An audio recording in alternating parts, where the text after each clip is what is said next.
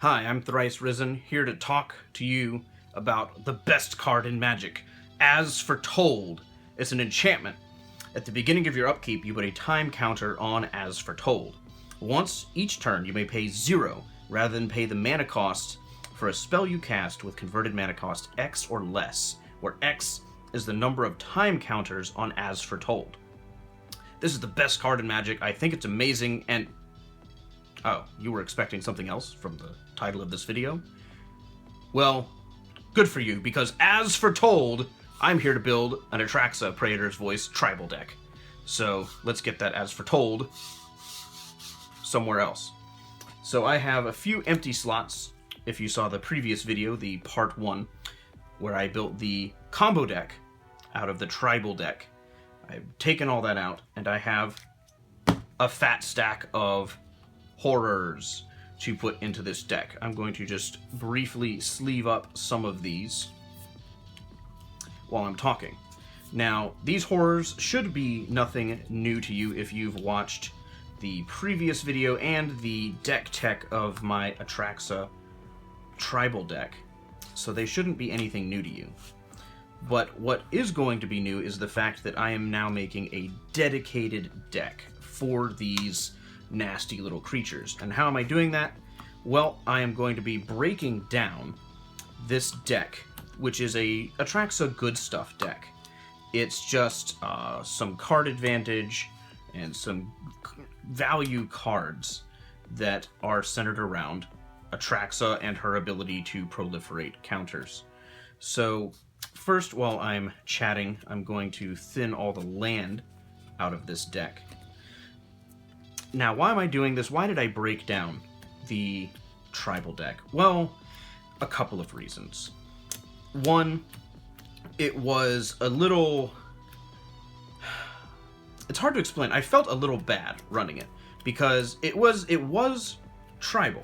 It did have the required 27 plus 1 horrors for the tribal thing, but it also ran a combo shell in the same deck. Now, I'm going to go over these horrors once again, and you'll see that the horrors can absolutely win without any help from combo. The combo and the card draw and the acceleration could just accelerate me into these excellent creatures, and then I could go from there. But it did have the ability to go off in an infinite combo and win the game that way. And that is actually how the deck got into the top 8. Is by comboing off and killing everyone at the table. There were a couple times where I was close to killing people with horrors, but the Armageddon clock killed me one time.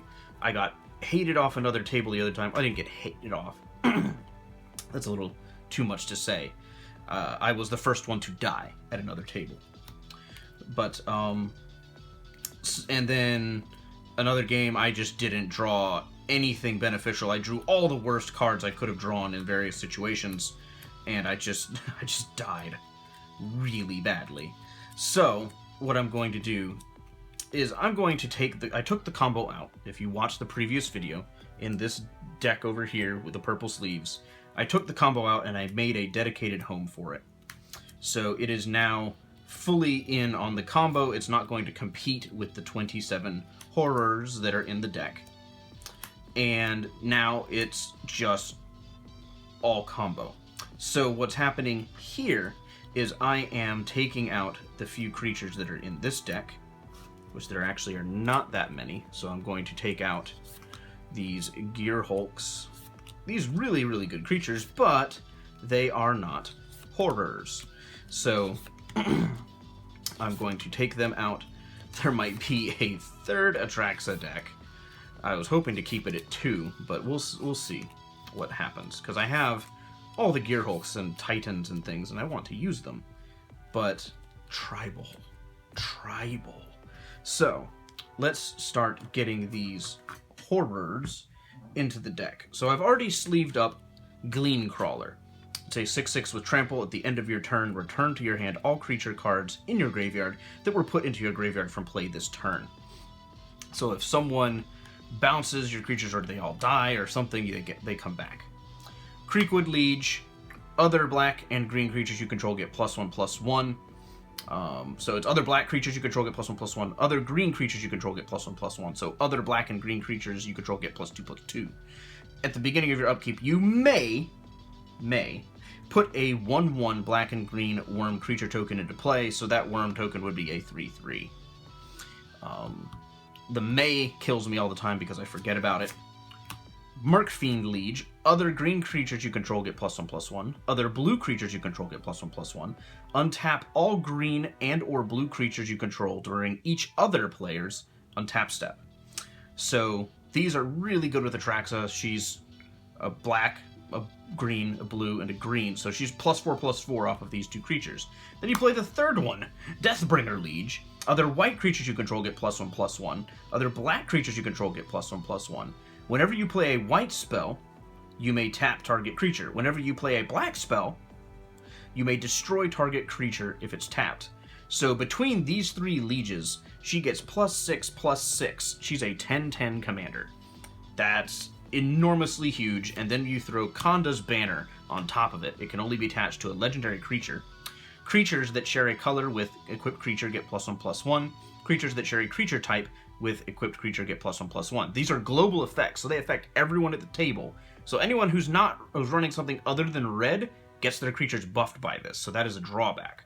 However, drawback when my commander benefits because she shares a color with herself, and she shares a type with herself. So she gets +2/+2 from this, and this, and this, and this. So 2, 4, 6, 8, 9, 10, 11, 12. She's a 12/12 commander. That is a 2-turn clock, and it's craziness. And I have in the Jamboree, in a match that I died to the Armageddon clock because I just couldn't get over there, I did have all of this out. It was pretty crazy. Now, this had been made very expensive, so I couldn't equip this to anything, but this guy, being a 6/6, between these various effects and him being green and black, so he got +2/+2 from here, +1 from here, +1 from here. He was a 10/10 with trample, so that was pretty good. Thing in the Ice, it's the first thing people think of oftentimes when I mention that I'm running a horror tribal, is they think, oh, Atraxa, Thing in the Ice, such value. And it is, but it never went off during the tournament. A fun horror is the Netherborn Phalanx. When it comes into play, each opponent loses 1 life for each creature he or she controls. I can also transmute it so I can search for something with the same CMC as this, like the Phyrexian Swarmlord, which is an Infect 4/4 at the beginning of your upkeep. Put a 1/1 green insect creature token with Infect onto the battlefield for each poison counter your opponents have. So if you have this, and you have Atraxa, and you hit someone with this, they take 4 poison. Then she proliferates that up to 5. If this lives to your next upkeep, you get 5 Infect insects. So it's pretty cool. You could also, with the Phalanx, tutor up the Phyrexian Gargantua, which when it enters the battlefield, you draw 2 cards and you lose 2 life. The Hooded Horror can't be blocked if defending player controls the most creatures or is tied for the most. Guilt Feeder. Whenever it attacks and isn't blocked, and it has fear, defending player loses 1 life for each card in his or her graveyard. The Gitrog Monster, I'm not sure I'm going to keep. Same with Mind Leech Mass. Nemesis of Reason, I'm also not sure about. Consuming Aberration, I have no questions. He's staying in the deck. He is so good. Many of you are aware of what he does. His power and toughness are each equal to the number of cards in your opponent's graveyards. Whenever you cast a spell, each opponent reveals cards from the top of his or her library until he or she reveals a land card, then puts those cards into his or her graveyard. So he gets huge really quickly. Slum Reaper, it's a horror that makes people sacrifice creatures. Phyrexian Obliterator, it's a horror that makes people sacrifice permanents. Night Howler is a horror that can be bestowed upon a creature, and the creature gets +X/+X, where X is the number of creature cards in all graveyards. So you remember this 12/12 Atraxa, then you throw this on it, and I had a Gavany Township making counters on it. I had this commander hit someone for 31. Ugh. Not in the tournament, this was during a practice round, but 31 commander damage with lifelink. Pretty crazy. Chasm Skulker. Whenever you draw a card, it gets a 1/1 counter, and when it dies, it blows up like one of those spiders you see on YouTube into squid creatures with Island Walk. Phyrexian Rager, draw a card and lose a life. Ulvenwald Captive, it's a mana dork. Now we're out of sleeves. We have to start cutting things. So I'm going to briefly scoop up these horrors that we have already added to the deck. And I'm going to put them down here. Normally this is the threat pile, but I'm making it the horror pile because for the tribal rules, you have to have 27 creatures of your tribe. So I'm going to put the threat pile next to it, along with Atraxa there. So let's break down the rest of our deck. We have a threat here. It's a Planeswalker. We have a bounce card. Let's see. We have card advantage. We have mana ramp. I'm not sure what As Foretold should be, to be honest. Card advantage. Got some stuff going on over here. Rish card. That's some serious card advantage. Fabricate. Jitte. Sword. Elixir. Other sword. Another sword. Soul Ring. Last Word. Sword of the Animist. Preordain. Approach of the Second Sun. Dig Through Time. Ever-Flowing Chalice. More swords. Crows and Grip. Sylvan Scrying. Nature Lore. Spoils of Victory. Dark Petition. Sudden Spoiling. Shamanic Rev. Now we get into the stack of things that are a bit weird, where they're hard to determine what they are. Like these Planeswalkers, because they do so much. I'm just going to put them there for a moment. Blood Chief technically is a way to kill people. As Foretold, is it card advantage? Is it ramp? I'd say it lets you play stuff for free, so I'll put it in mana ramp. These accelerate counters. This accelerates poison counters. So those are things. Those are all wonderful counter-based things. So what do we do? How do we determine what to cut down? Now, I have all these swords. Putting them all on Atraxa or on other creatures seems like it might be a pretty good idea. So what do we cut? We have... How many horrors do we have? 2, 3, 4, 5, 6, 7, 8, 9, 10. 2, 3, 4, 5, 6, 7. We have exactly 10 cards that need to be cut from this deck. Ugh, that hurts. That hurts a lot to contemplate because there are so many good cards in here that I think I'm going to have to cut these swords because cutting else from these other parts of the deck just hurts it way too much. And we have these cool Planeswalkers. Now, Tezzeret, he can probably go because we're not that much on artifact plan. But Fencer making your stuff unblockable, Nissa scrying, Dovin Bond drawing you cards, and Liliana, well, it's Liliana the Veil. So she'll stay. Last Word. If I'm going to have one counterspell in the deck, I need to keep my answers here because that was one thing that really hurt in the tournament was a lack of answers. As Foretold, getting a free spell off every turn seems cool, but am I running a lot of instants?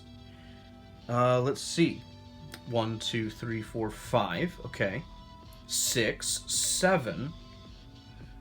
So I'm running 7 instants in the deck. So getting value on everyone else's turn is significantly less. This is better if I'm running a lot of like control spells. So even though this was the star headliner of the video at first, this is going to have to go.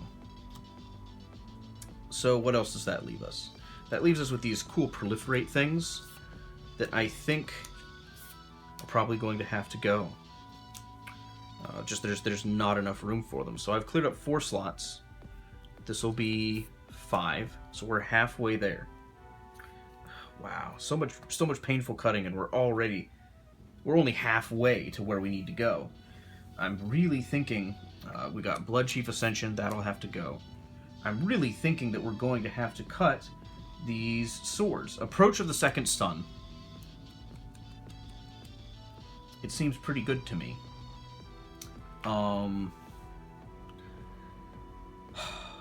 Goodness gracious. This is not easy. I have exactly 5 swords. So I have 6 slots open. But if I cut 5 swords, that would free up everything. And, but I don't want to. I don't want to cut them. So let's see what horrors will fit into this. The first one is going to be Spellskite, just because the ability to get targets onto itself is good. Plague Stinger, a 1/1 flying with Infect, pretty good. Phyrexian Revoker, absolutely good against commanders that have activated abilities. Loam Dryad, pretty solid. So that leaves us with, let's see, how many horrors do we have? 3, 4, 5, 6, 7, 8, 9, 10. And we had 2, 3, 4, 5, 6, 7, 8, 9, 10. So we're at 11. So we need 6 more to cut down. And Gavany Township will be going into the mana base of this. Just because it's that good. Let's think about the swords, because they give you protection from things.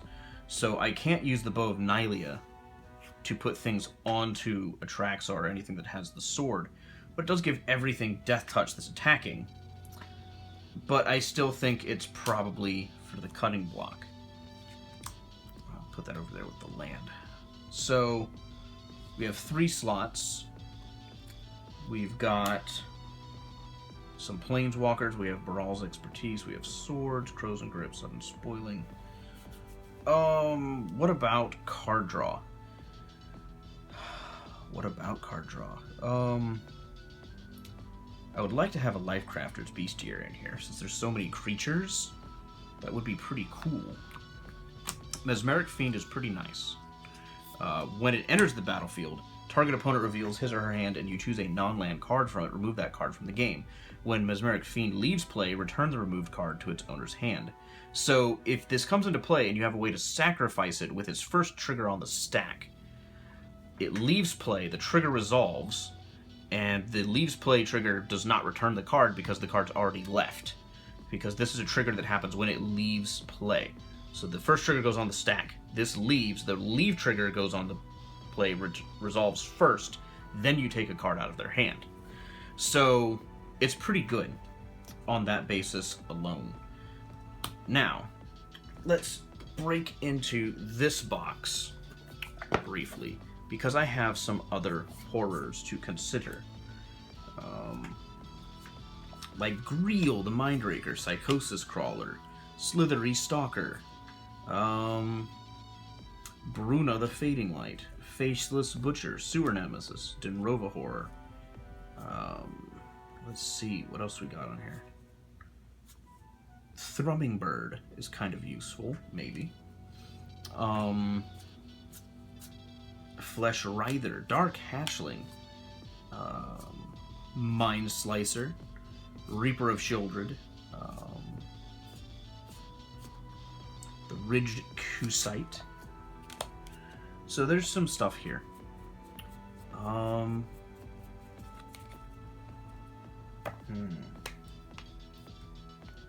There are definitely some other horrors for consideration. So let's pull these out.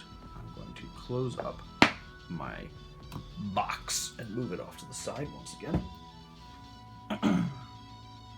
So let's see, what are some of the options here?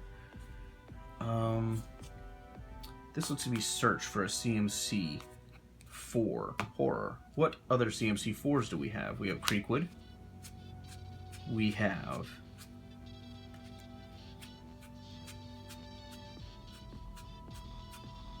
Obliterator. So, oh, and Slum Reaper. So not a whole lot, so he'll probably not be used. Thrumming Bird, it's evasive, it's in the air, and it proliferates, so I'll probably keep that. And it's also cheap. Faceless Butcher gets a creature out of play. Bruna, Flying Vigilance. I'll probably put Bruna in there just because. Flying Vigilance. I don't own the other half of the card yet. Alright, so what did we determine that we had? 3, 4, 5, 6, 7, 8, 9, 10. 1, 2, 3, 4, 5, 6, 7, 8, 9, 10. And then 1, 2, 3, 4. So 3 slots left need to be cut. So, what's to cut? I think Dig Through Time. It's expensive. I'm not going to be throwing a whole lot of stuff in the graveyard on purpose.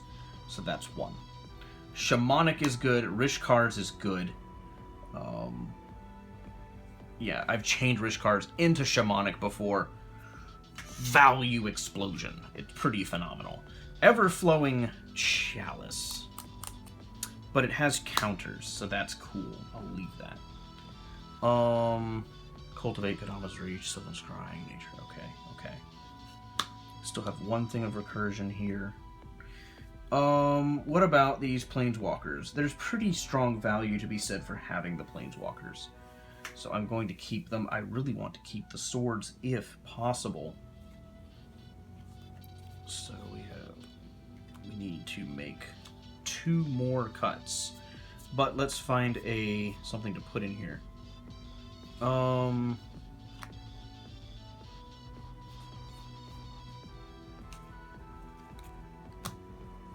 I think I'm going to put a Reaper in there, just for the sake of blocking on the ground.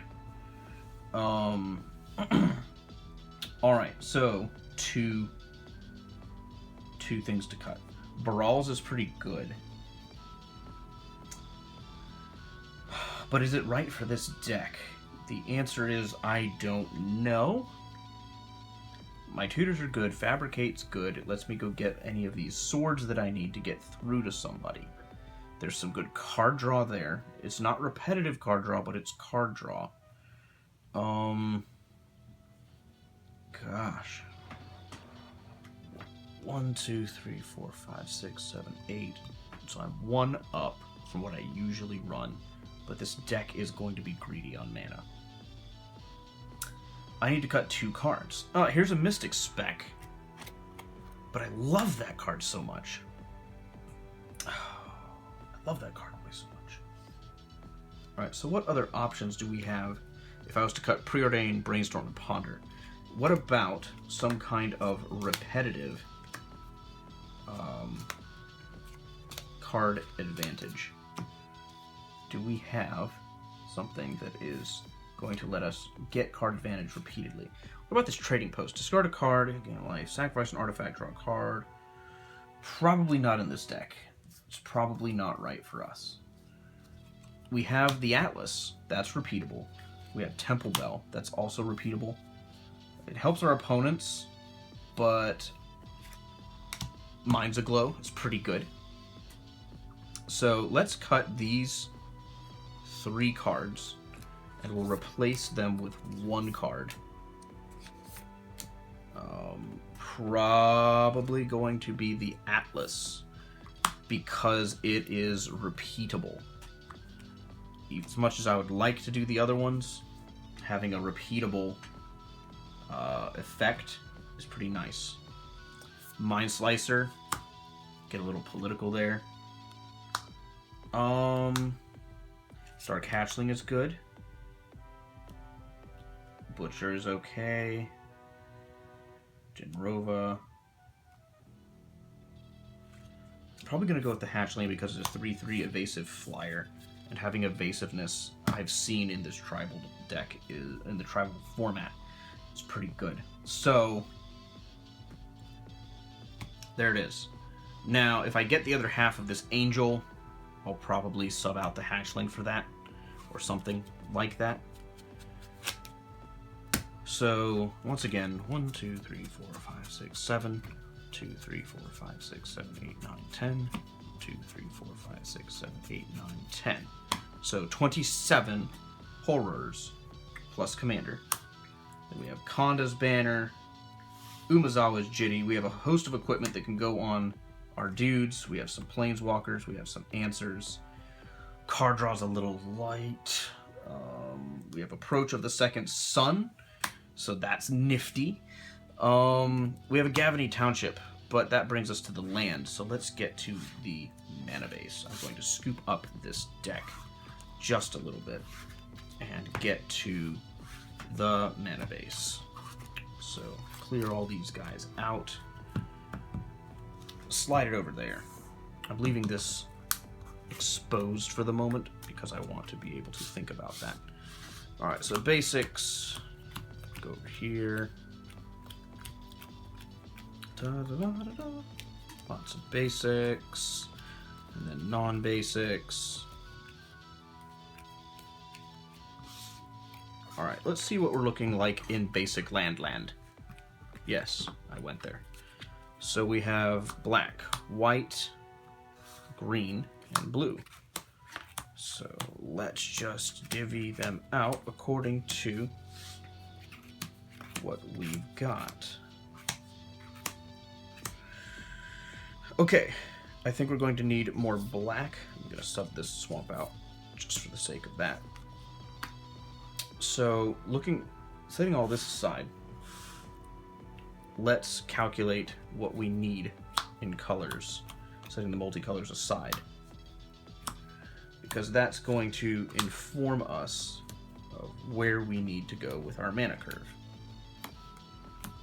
And by mana curve, I mean where our colors want to be in terms of what land we have, how fast we draw it, things like that.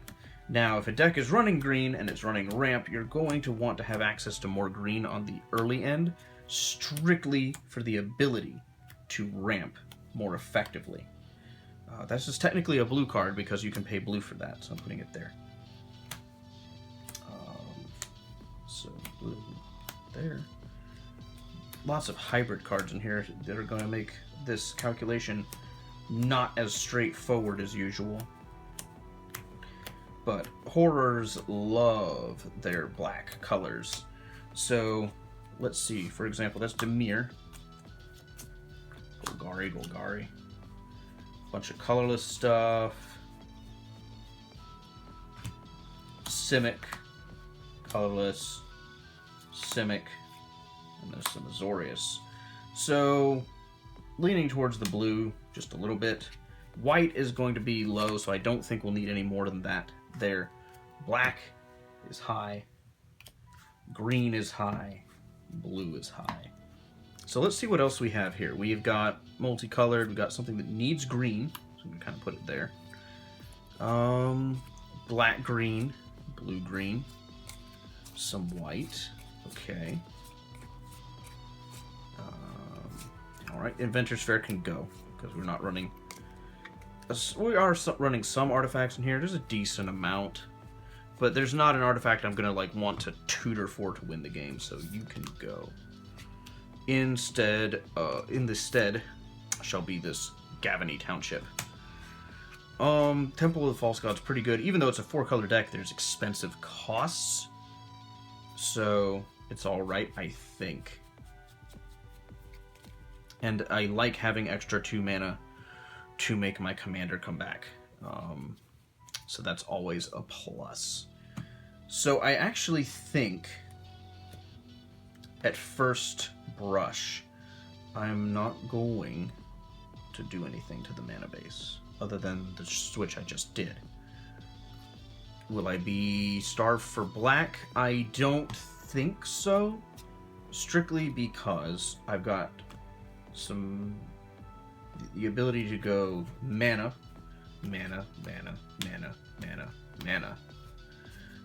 So these all find me a black if I need to, and I probably will. Because any deck that runs Phyrexian Obliterator, I want to race to 4 black. Just in case I top deck it. This gives me access to a black. The Bant lets me get a basic 4 Splinter Island, so that doesn't get me black. Polluted Delta gets me black. Temple gets me black. Overgrown gets me black. Windswept can go get me a black. Isolated gives me black. Command Tower gives me black. Bad River gives me black. Evolving and Terramorphic go find me a black. So there's plenty of things in here that go find me black mana. I also have a Commander's Sphere. I have a Sword of the Animist. So those both can find black mana. I think I should be okay with black mana in this deck. So I'm not going to make any changes unless I do enough playtesting to where it becomes apparent that I'm having color problems in some fashion. So I'm going to leave it here. And this shows I prefer a very evenly spread mana base. So you see, even though I've got very little white, a lot of black, some blue, and a decent amount of green, my mana base goes, okay, here's a mix of everything, a mix of everything. I like my mana base to be very general, so I can get all my colors pretty readily, even if I'm only functionally splashing white. There's, 3 cards there, 2 more here, 1 there. Yeah, so 6 cards, 7 plus the commander in the whole deck. I'm still running a lot of ways to get white. This uses white as well, Gavany Township. The Scattered Groves gets white, Windswept gets white, Isolated Chapel is white, Command Tower goes. So there's lots of ways to get white should I need it, and I will need it because I want to cast my commander. But all that to say, I like having decks where the mana base is consistent. There's a lot of theories on how you should craft your mana in Commander. I tend to hold the theory that I prefer a consistent mana base more than something else. If you're running lands that filter, if you're running lands that do other things, that's great if you draw the right ones, because you could draw the wrong ones. And consistency, when I say that, I also talk about land behavior. I don't want to have to do something special with my land to get a mana. I don't use filter lands, like, ever. The only filter land I sometimes use, and that's in the case of like Atraxa, is I sometimes use Opal Palace, if I feel I can get away with it. In this case, I don't, because Opal Palace for me is a card that you're using if you are in on commander kill, which this deck is largely in on that, but it has other ways to make her big. Gavany Township is just a better Opal Palace in the case of this deck, in my opinion. Now, if you ran both, they're just better together, yes. But I don't like having to do special stuff with my land. I want the behavior to be consistent. I want my land to either tap for a color or colors, do a specific effect, or go find one of the other two. So, in the case of the Panorama or the Blighted Woodland or any fetch land, that is meant to go and find a color or colors. And I run a lot of basics because my buddy Raph Reanimate over at Netherworks Cosplay, he runs a spectacular amount of basics. He actually runs less than he used to because he's finally kind of looking at Shocklands and seeing that they can be quite useful. But he runs tons of basics because there's a lot of effects that target non-basic lands or damage equal to the number of non-basic lands that sometimes show up in Commander, and he just laughs and says, what are you going to do? I've got basic lands. And it's just the most ubiquitous land in Magic, so why not take advantage of just good old-fashioned basic lands? And it's consistent behavior. So not only a consistent curve, consistent colors, consistent behavior in a deck's mana base. So this is the initial building of the new and improved tribal deck. So it's very clearly just a beatdown deck with a possible approach to the second Sun win. I would be tempted to put both Seiju into the deck to make sure that happens, but putting one card in for one card, I can't bring myself to do it, and especially in a deck that's this lean on open cards anyway because of all these guys. I'm just not going to do it. So this is the tribal deck. I'm ThriceRisen. Thanks for watching Atraxa's Little Shop of Horrors Part 2.